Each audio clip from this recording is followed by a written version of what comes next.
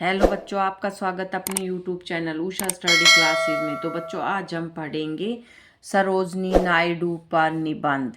रूपरेखा, प्रस्तावना, प्रारंभिक जीवन और शिक्षा, साहित्यिक योगदान, भारत को किला, स्वतंत्रता संग्राम में भूमिका, ऐतिहासिक उपलब्धियां, सामाजिक दृष्टिकोण और मृत्यु उपसंहार।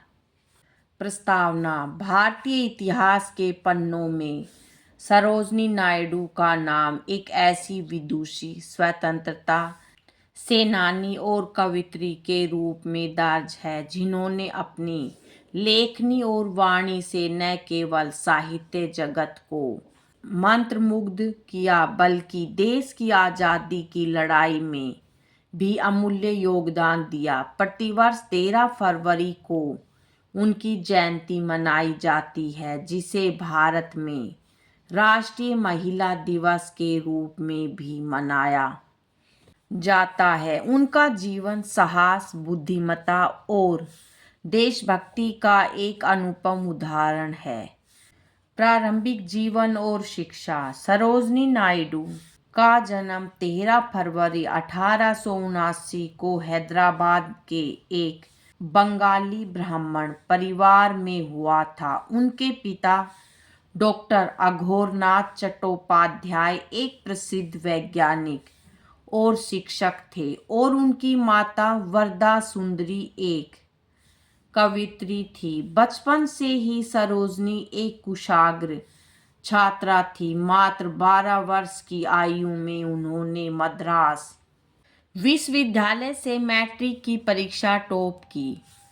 उनकी भाषाई पकड़ इतनी मजबूत थी कि उन्होंने बहुत कम उम्र में लेडी ऑफ द लेक नामक एक लंबी कविता लिख डाली थी।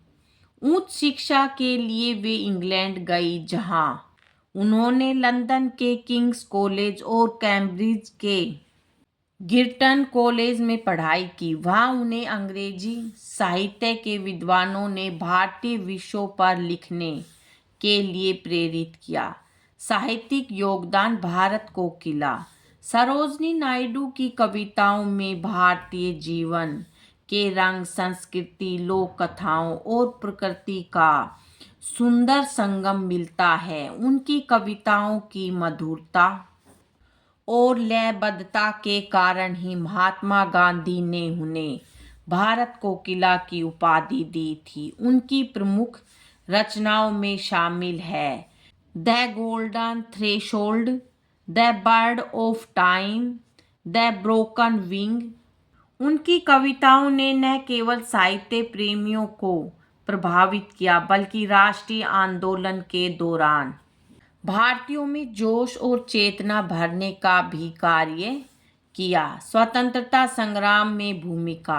1950 में बंगाल विभाजन के बाद सरोजनी नायडू भारतीय स्वतंत्रता संग्राम में सक्रिय हुई। वे गोपाल कृष्ण गोखले, एनी बेसेंट और महात्मा गांधी के विचारों से गहराई से प्रभावित थी।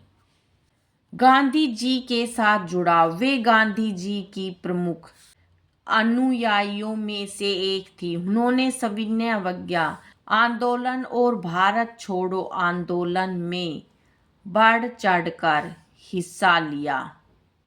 दांडी मार्च और धरासना सत्याग्रह। 1930 के नमक सत्याग्रह के दौरान जब गांधी जी को गिरफ्तार कर लिया गया, तब सरोजनी नायडू ने ही धरासना में आंदोलन का नेतृत्व किया। उनके साहस ने पूरी दुनिया का ध्यान आकर्षित किया। महिला सशक्तिकरण। वे भारतीय महिलाओं के अधिकारों की प्रबल समर्थक थी। उन्होंने भारतीय महिला संघ के माध्यम से महिलाओं के मताधिकार और शिक्षा के लिए लंबी लड़ाई लड़ी। ऐतिहासिक उपलब्धियां। सरोजनी नायडू ने अपने जीवन काल में कई ऐसे कीर्तिमान स्थापित किए जो आज भी भारतीय महिलाओं के लिए प्रेरणा का स्रोत है। कांग्रेस की पहली भारतीय महिला अध्यक्ष। 1925 के कानपुर अधिवेशन में वे भारतीय राष्ट्रीय कांग्रेस की अध्यक्ष चुनी गई। वे इस पद पर पहुंचने वाली पहली भारतीय महिला थी। भारतीय राष्ट्रीय कांग्रेस के इतिहास में यह एक मील का पत्थर था। स्वतंत्र भारत की पहली महिला राज्यपाल। आज़ादी के बाद उन्हें उत्तर प्रदेश का राज्यपाल नियुक्त किया गया। वे भारत के किसी भी राज्य की पहली महिला राज्यपाल बनी। सामाजिक दृष्टिकोण और मृत्यु। सरोजनी नायडू हिंदू मुस्लिम एकता की कट्टर समर्थक थी। वे मानती थी कि भारत की प्रगति तभी संभव है जब सभी धर्मों के लोग मिलजुल कर रहें। आज़ादी के मात्र 2 साल बाद 2 मार्च 1949 को लखनऊ में अपने कार्यालय में कार्य करते हुए दिल का दौरा पड़ने से उनका निधन हो गया।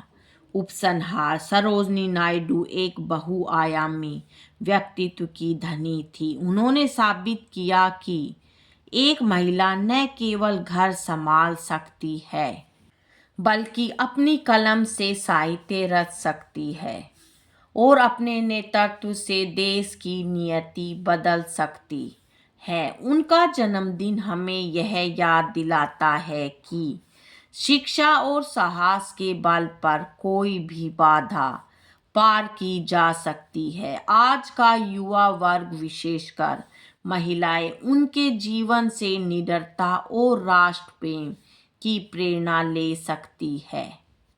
बच्चों आज की वीडियो में इतना ही। मिलेंगे नेक्स्ट वीडियो में एक नए टॉपिक के साथ। बच्चों वीडियो अगर अच्छी लगे तो वीडियो को लाइक करें, शेयर करें और चैनल पे नए हैं तो चैनल को सब्सक्राइब करें। Thank you.